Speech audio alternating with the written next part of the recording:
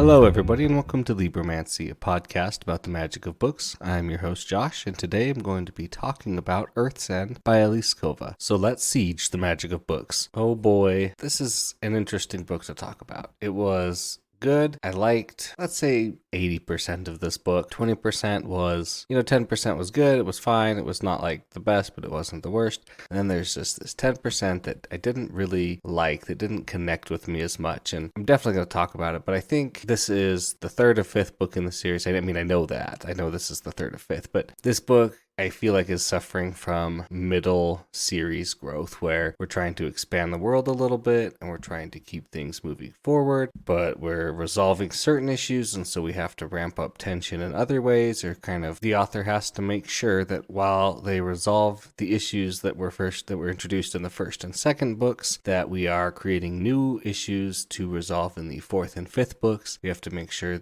they flow together, that they merge, and that sometimes causes friction between characters who we've seen grow in the first two books, and then they change and they kind of revert back a little bit, or they have new issues that are similar to previous issues, and so that's fine. I think that's just a little bit of what this book suffers from, being, the direct middle book. It's a very character-focused book, and so that's going to kind of make it feel different. I mean, these are just, like I've said in the last two episodes, they're very character focused. The plot is very kind of basic, and that's fine. This is what makes a good story sometimes as well, is that the plot is, this is not a spoiler for this book. The plot is get to the North and conquer the North. I mean, that's kind of been coming up this whole time, and I think that works because of the way that Elise Kova has written her characters. So I like that. Let's just get into talking about the characters, because we've got so much to talk about. I'm going to save our most important two characters, Aldrich and Valhalla, till the end. So let's just talk about Daniel. Daniel, back off. You got to get out of here. You need to lay off of Valhalla. She is not yours, and she's not anybody's. She's her own person, but you are way too invested in I'm going to just keep loving you until you love me back, and maybe you never will, but you can't stop my feelings. And it's no, she can't stop your feelings, but listen, she told you no. You know that she loves Prince Aldrich. You know that she's been going for Aldrich this whole time. Why do you keep pushing yourself and trying to you're an older guy?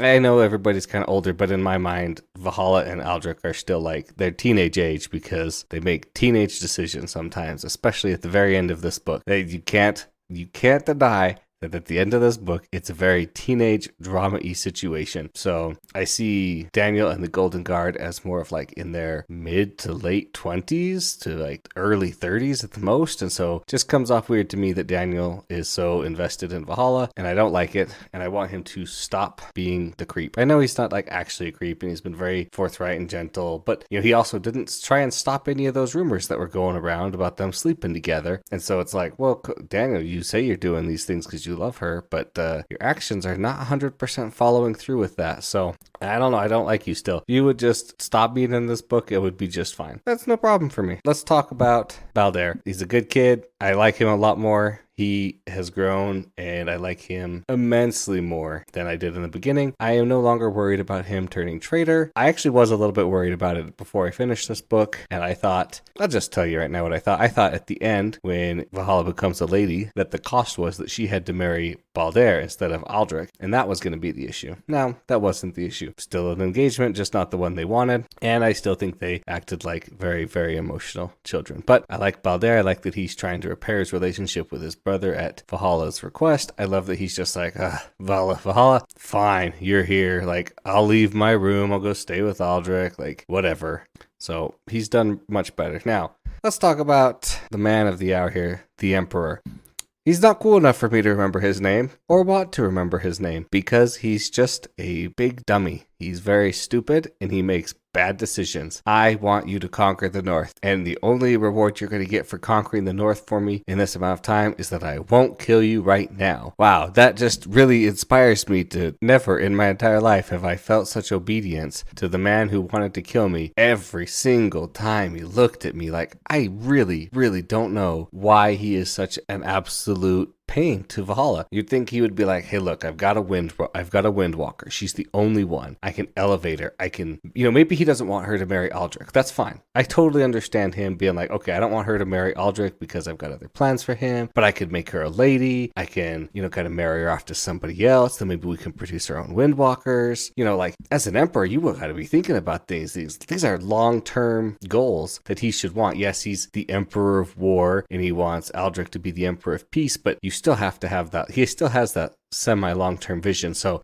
I don't know, because that's so weird that he hates her so much, even though she's doing all these things for him. Like, she literally saves his life like 4 or 5 times in this book. Now, don't quote me on it because I'm not 100% on that, but I know it's a lot. Like, in his face, like, stops an arrow from hitting him that he would have killed him multiple times, and he still hates her. Like, I think after the 3rd time somebody saves your life, even if you don't like that person, you have to start grudgingly respecting them. Like, and that leads the way to being like, okay, maybe I have to rethink this a little bit. But he doesn't at all. So I have to wonder what's going on here. Is he being controlled? Is he been somehow corrupted by the crystals? Because the crystals can corrupt regular people as well, I believe. We don't really know. Maybe we do and I just forgot. We know they can corrupt sorcerers. The emperor is not a sorcerer, which is also like, just like, you keep going on like, oh, he'll kill me if I don't do this. And it's like, he's just an old guy. Like, Aldrich could stop him in a heartbeat. You could stop him in a heartbeat, Valhalla. Neither of you guys are really in danger here, aside from, the fallout of killing the emperor. But by the end of the book, I'm pretty sure over half the army is wearing your symbol. They saw you, protect the emperor. They saw the emperor try and mistreat you and be mean to you, like, multiple times. I'm pretty sure it's an open secret, everything that's kind of going on. Like, it's like, okay. Or just, Valhalla, please, just be like, oh no, I tried to stop the arrows, but my magic, it was just too worn out from protecting Prince Aldrich, the best, who I love, and like moving these things and protecting the army. I just couldn't save the emperor from those like 6 shots, those 6 crossbow bolts or arrows that hit him. I tried really hard. Darn. The one person who hates me the most in the entire world died. Like, come on, like, she has to know by after the 3rd or 4th time saving his life that he is not going to change his opinion of her, and yet she keeps trying. And this is part of that teenage drama. Like, I just change his mind. It's like, no, he won't change his mind. Just ditch him and go off, or, move on. Forcibly retire him, Prince Aldrich. Like, I don't know. We're moving the succession up right now. All right, so the Emperor, I don't know if he's evil. He just can't see the forest for the trees, which just surprises me because he's had a decent long-term vision. And I also wonder if it's Eggman. What is Eggman doing? Now, we got to talk about Aldrich a little bit. Aldrich, we see some of his past through Valhalla because of their bond, and we see him doing something with the box. And I know, I'm 100% confident that this box is the box that holds the chains, the cuffs that Valhalla has to wear, that are crystals that contain her power that make her hurt. And so I don't know if Aldrich had to wear those and he had to like try and endure that corruption, or maybe Aldrich is secretly corrupted and that's kind of what is a problem, and that's how the Emperor has been corrupted, and that's all from Eggman, because I don't think we've seen the last of Senator Eggman. There's no way a senator, the High Lord of the Magic Tower just is like, I'm going to go be a senator and give up my magical abilities for other things. So I'm waiting for that. But Aldrich, you have a lot of issues, and I can only blame you for about half of it because your dad sucks and is abusive to you. But you gotta be better. Like, okay, let's talk about the end of the book here. They go off. Valhalla's like, hey, I'm gonna go do my stuff with my friends. And then General Schnar, the general who hates you the most and has tried to kill you at least once, is like, hey, I have to come get you for the Emperor. And what do you say? Sure, let me just walk in with no armor and no friends and no support, because I clearly trust this general who's hated my life the whole time, and I clearly trust the Emperor who's never had it out for me at all, that everything will be okay. Like, I get you're trying to show trust, like, oh, I trust the Emperor to not kill me, but like, there's trust and balance here. Like, you can trust someone and then you can really trust somebody. So like, bring Jax, bring Alicia, bring a bunch of people. Like, the Emperor is not going to cause a civil war to get Aldrich to sign. Whatever. She goes off on her own, which was just a dumb decision, first off. Then she's like, oh no. And Aldrich comes in. They're like, here's the writ. Like, you're a lady and I have to be mean to you now. And she's like, well, why are you being so mean to me? Woman, be gone. I'm like, Aldrich, I really hate this attitude of yours. Oh no, it turns out I'm engaged to somebody from the north to bring the country together. And it's like, okay, but like that's a year away minimum from all the note. What the note says, like, you guys could figure out a different solution in a year. I'm pretty sure it would be possible. Or I'm sure there's something else you could figure out between the 10 minutes that you had to figure it out in front of the emperor and a year. Like, I feel like there's a lot more possibilities that would open up if you had a whole year to think about it and plan it and work on it. So I was just like, well, then they have to fight each other. And it was a very emotional scene, and she writes it so well. It's just so powerful, and you can feel the raw emotion and the way they react and they respond. And they both have to dig in and get each other and be like, no, you said something mean, so I'm going to say something mean. And,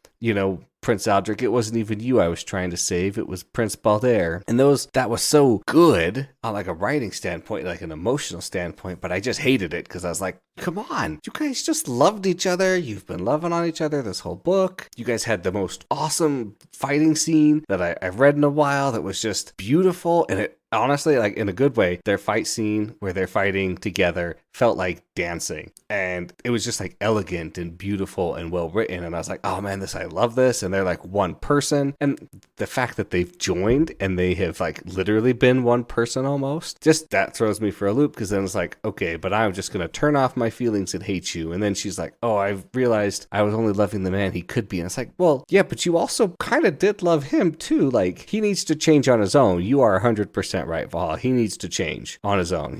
Change has to come from within. But at the same time, you could help him change. People sometimes need help to change. And if you are there as a good support system for him, not trying to force him to change, but helping him change, then that's a good thing. And granted, you were a little bit headstrong and like, you have to get rid of your alcoholism immediately. Like, I agree, going cold turkey on that's probably the best solution. But at the same time, maybe middle of a war is not the best time. I mean, it is the best time for that. It's always good. I can't say just live with your alcoholism for a little while longer, because I don't feel like that's actually healthy. But there are other options that could have been done, maybe besides like, let's smash your bottles and I'm not going to talk to you until you give it up completely. And that's not what she did exactly, but it's basically. So that's fine. I was like, this is teenage drama moment, and I dislike it because up until this point, you guys have been making some really good decisions for the most part. Like, obviously, they're not making 100% good decisions, but you guys have been doing so well, and now you're falling backwards. I don't like it. Now, where is Valhalla going at the end of this book? She is going to the west to be with Aldrich's uncle, who, Orphan, I think is his name. I can't remember 100% because I read it and I finished it, but that whole, last 20% was pretty intense and made me forget everything that wasn't the last 20%. So, okay. And just one little nitpick. I will 100% buy that Valhalla can get her fighting abilities, her regular sword fighting abilities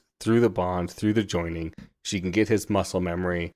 That's totally chill. I can totally 100% believe that. Right. I don't know what Prince Aldrich's getting out of the deal with the bond, but clearly it's not fighting skills since she didn't have any. But the one thing I really can't 100% get behind is Valhalla's exceptional skill with, I'm going to call it airbending, and I know it's not, but that's what it is, right? Because in book 2, she's doing minor training, she's doing lifting things and throwing things and like putting wind under horses a little bit. And then in this book, she's like, oh, I can put wind on horses, I can pull daggers, I can like grab things to my hand, I can push people away. Like the gust of air that knocks people over and blows them away. Perfect. I love that. All the other stuff she does, pulling daggers, rearranging them, stopping arrows. I'm like, whoa. Like, you just started doing that. There was no like, I've practiced this, or like, oh my gosh, I just did this. It was just like, oh no, I'm redirecting things and I can control the air and I can sense people breathing, which is like believable. I just can't get behind that it came from the bond, like her physical fighting skills, because fire and air are different and they should work differently. Earth and water work differently than each other. Earth and fire work differently. Water and air, water and fire work differently. Why would air and fire be so similar? Now, yes, air and fire do go together, and that makes sense,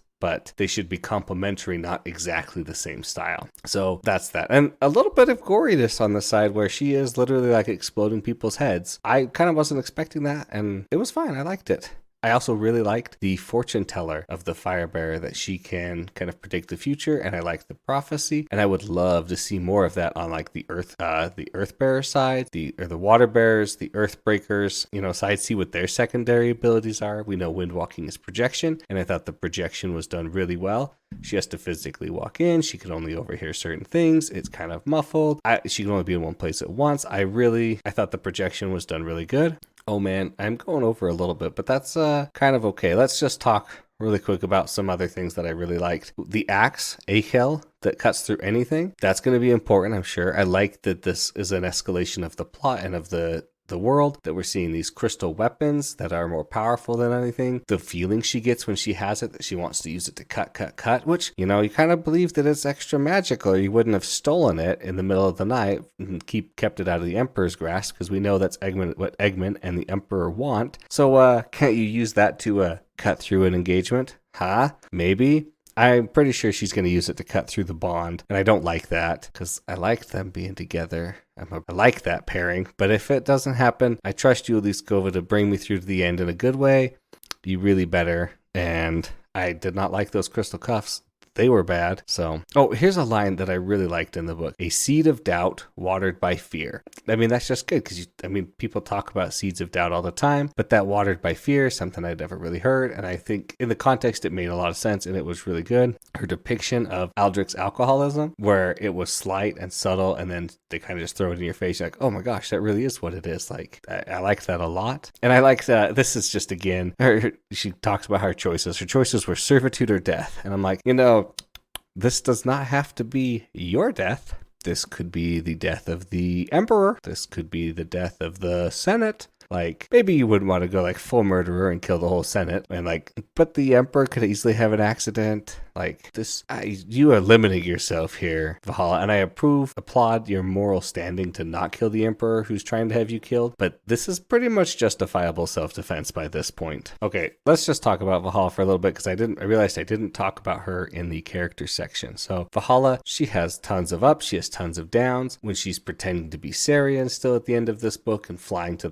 flying to the north. Wouldn't that be cool if she figures out how to fly with her airbending? That would be pretty sweet. But when she's pretending to be Sarian and flying to the north to save Aldrich, and then her emotions are all over the place this whole book. But to be fair, whose wouldn't be? If your lover nearly died, you thought they were dead, you had to rush to the north, a 3-day 5 to 7 day journey you made in 2 days. You had to convince people to go back and rescue him, that you were who you say you are, get them to fly back, and then just like sit and worry. Then you're with them, then you have issues, then you're with them, then you're fighting a battle, then you're fighting another battle, all while being threatened by the Emperor. Like, I can totally understand why her emotions all over the place, and it's fine. She always wants to do the right thing. She's trying to be a good person. I like that, but just sometimes, Val, you need to just sometimes I felt she was a little bit flippy floppy. Like, she's like, oh, I see the Northerners, and I see that they're just people, and they are people like us, and they don't want this war, and we're the aggressors, and we're kind of the ones in the wrong here. But then she's like, okay, but I'm just going to have to kill them all fast so they don't suffer. And it's like, oof. And then she like never struggles with that again. I was like, maybe you could have struggled with like killing Northerners just a teeny bit more. I know that the Northerners are the ones coming out to attack you because you're coming to attack them, right? So I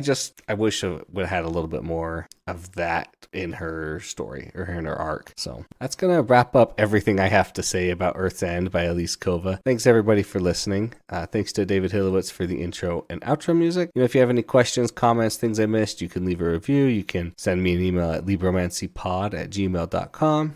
Please like and subscribe wherever you get your podcast from. That really helps out. And remember to siege the magic of books.